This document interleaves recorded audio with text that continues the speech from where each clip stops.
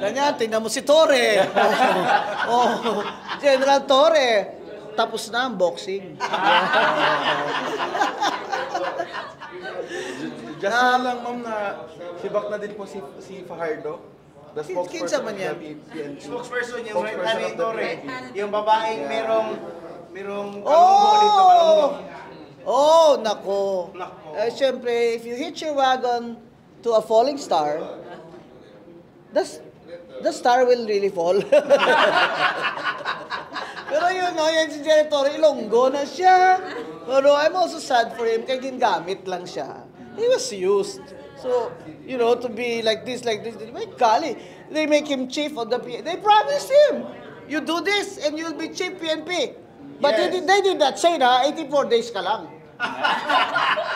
Is the shortest po na stint Well, of because becoming yun na PNP nga eh. member. Because yun na nga, yung mga hindi mo talaga tinanim ng maayos, siyempre, di ba?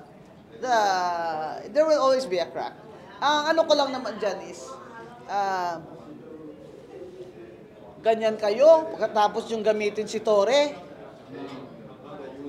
tanggalin nyo in 84 days yung kahihiyan niya. Kahihiyan ng mga kamag-anak niya doon sa amin sa Dingle, sa Iloilo. Hindi nyo man lang pinastay ng 6 months, 84 days get? 84 days talaga? Yung ganun ba? Parang, tumakbo ka na nga Senador at General Torre, boboto kita. Pero ma'am, napag-usapan daw po ng